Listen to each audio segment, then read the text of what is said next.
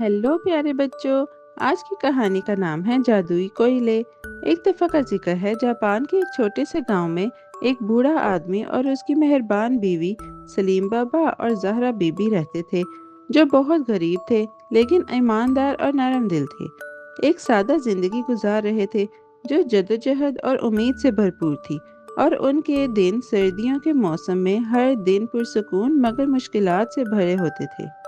एक सर्द शाम जब नया साल करीब आ रहा था, सलीम बाबा और जहरा बीबी ने बच्चों को बर्फानी गली में खुशी से गाते हुए सुना, जो नए साल के आने को पुकार रहे थे। और उनकी खुशगवार आवाजें गांव में गूंज रही थीं, जिससे बूढ़े जोड़े को उनके छोटे लकड़ी के घर में तजस्सुस और गहरा उदास महसूस हुआ, जबकि बाहर रात की हवा में बर्फ हल्के से बरस रही थी।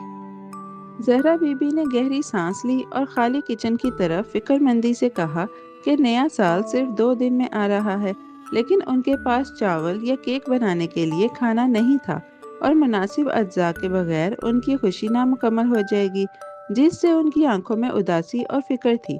जब सर्द हवा टूटी हुई खिड़की से गुजर रही थी, सलीम बाबा ने अपनी बीवी के गम को देखते हुए एक लम्हे के लिए सोचा, और अचानक उसके जहन में एक ख्याल आया कि उसने चंद दिन पहले तिनके के जूते बनाए थे, इसलिए उसने उन्हें शहर ले जाकर बाजार में बेचने और नए साल की खुशी के लिए चावल खरीदने के लिए पैसे लाने का फैसला किया, दिल में उम्मीद के साथ। अगली सुबह सलीम बाबा ने तिनके के जूते एक लंबे डंडे पर लटकाए, उसे कंधे पर रखा और सर्द हवाओं और गिरती हुई बर्फ के दरमियान शहर की तरफ चलने लगे, जबकि उसके पुराने कपड़े सर्द मौसम में से लड़ रहे थे, और वो उम्मीद करता था कि वो जल्दी सब कुछ बेचकर अपने घर को खुशी देगा, बावजूद उसके कि बाहर सख्त और कांटदार हवा थी।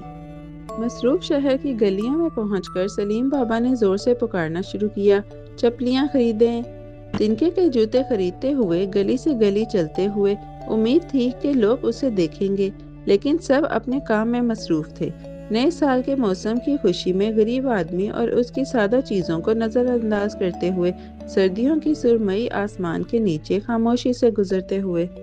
जब वो उदास होकर चल रहा था, तो एक कोयला फरोश मुखालिफ सिमत से आया और पुकारा, कोयला खरीदो, कोयला खरीदो।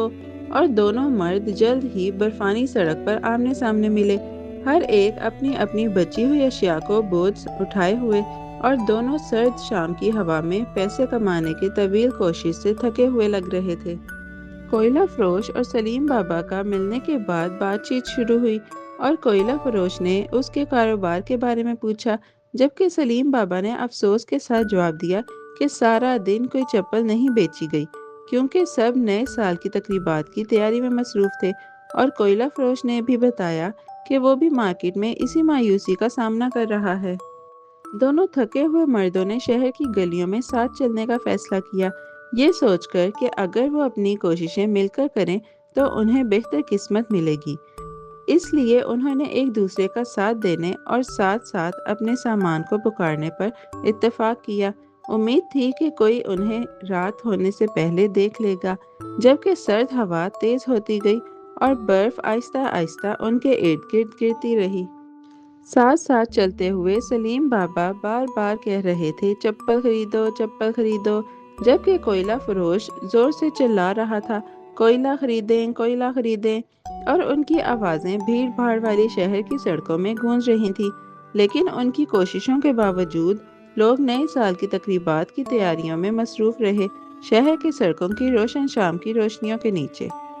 जैसे जैसे शाम करीब आती गई, सर्दी मजीद तेज हो गई, और दोनों मर्द थक गए और मायूस हो गए, क्योंकि किसी ने कुछ नहीं खरीदा था। इसलिए वो आहिस्ता आहिस्ता सर्द गलियों में चलते रहे। उनकी आवाज़ें दिन भर पुकारने की वजह से कमज़ोर और भारी हो रही थी, जबकि अंधेरा आहिस्ता आहिस्ता मसरूफ शहर को ढांप रहा था। हवा सुनसान सड़कों और करीब की खामोश दुकानों में गूंज रही थी। आखिरकार कोयला फरोश ने सलीम बाबा की तरफ देखा और कहा कि खाली हाथ घर वापस जाना अच्छा नहीं, इसलिए उसने मशवरा दिया कि वो अपना सामान बदल लें, और सलीम कोयला ले जाएगा जबकि वो तिनके के जूते लेगा। उम्मीद है कि दोनों एक दूसरे की गैर फरोख्त शुदा अशिया से फ़ायदा उठाएंगे। जो उनके ऊपर सितारों से भरे सर्द आसमान में खामोशी से फ़ायदा उठा सकेंगे। सलीम बाबा ने खुशी खुशी इस ख्याल को कबूल किया और दोनों ने बर्फानी सड़क पर अपनी चीज़ें बदल लीं। कोयले के बदले चप्पल और चप्पल कोयले के बदले दिए, ये महसूस करते हुए कि कम अज़ कम वो इतने तवील और थका देने वाले दिन के बाद खाली हाथ घर वापस नहीं जाएंगे। उनके थके हुए चेहरों पर बर्फ की मध्यम रोशनी में राहत फैल गई। सामान का तबादला करने के बाद सलीम बाबा कोयला लेकर अपने गांव की तरफ चल पड़ा, जबकि कोयला फरोश चप्पल लेकर अपनी राह पर चला गया और दोनों मर्द सख्त मौसम के बावजूद कुछ सुकून महसूस कर रहे थे, क्योंकि वो समझते थे कि उन्होंने कम से कम बर्फानी रास्तों और सर्द हवा के जरिए सर्द सफ़र में जिंदा रहने के लिए मुनसिफाना सौदा कर लिया है। जब सलीम बाबा घर पहुंचे तो ज़हरा बीबी सर्द घर में बेचैनी से इंतज़ार कर रही थी और उसने उसे शहर में होने वाली सब बातें बताईं। बताया कि वो कोयला फरोश से सामान का तबादला करते हैं, जबकि वो फिक्रमंदी और तजस्सुस से उनके मुश्किल दिन के बारे में गौर से सुन रही थी, क्योंकि छोटी लकड़ी की खिड़की के बाहर बर्फ पड़ रही थी और लकड़ी तकरीबन ख़त्म हो चुकी थी।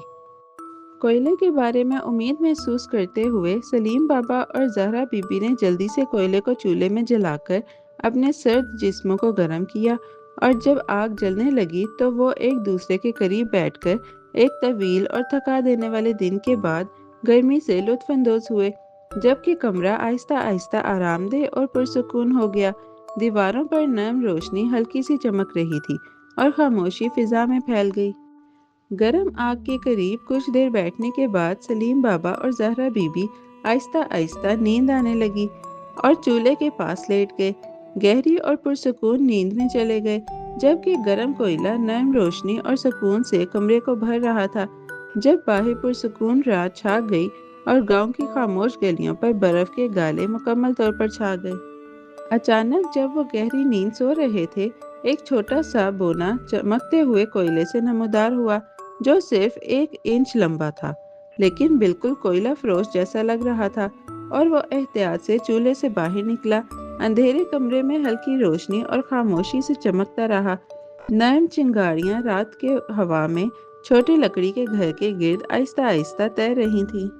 छोटे बोने ने नरम जादुई आवाज में कहा कि वो इस गरीब जोड़े पर तरस खाता है, इसलिए उसने कोयले को जादुई कोयले में बदल दिया है, वजाहत करते हुए कि कोयले की हर चिंगारी से एक चमकता हुआ सुनहरी सिक्का नमूदार होगा, जो उन्हें बड़ी खुशकिस्मती और खुशी देगा। फिर आहिस्ता आहिस्ता दोबारा चूल्हे की आग की गर्मी में गायब हो जाएगा। जब सुबह की धूप छोटे घर में दाखिल हुई तो सलीम बाबा और ज़हरा बीबी जाग गए और चूल्हे के करीब चमकते हुए सोने के सिक्कों का एक बड़ा ढेर देखकर हैरान रह गए, और वो यकीन नहीं कर पा रहे थे कि उनकी आंखें इस जादुई और नाकाबिले यकीन मंजर पर हैरान और बेहद खुश थीं। जब सुनहरी रोशनी कमरे की लकड़ी की दीवारों पर मुनक्कस हो रही थी, खुशी से भरकर वो फौरन कुछ सोने के सिक्के लेकर बाजार गए, जहां उन्होंने चावल और दीगर अज्जा खरीदे और खुशी खुशी घर वापस आए। नए साल की तकरीब के लिए मज़ेदार केक तैयार करते हुए इस गैर मुतवक्का नेमत के लिए शुक्रगुजार थे, जिसने उनके गरीब जिंदगी हमेशा के लिए बदल दी। उनके छोटे गांव के घर में उम्मीद और खुशी ले आई। जिंदगी खूबसूरती से बदल गई।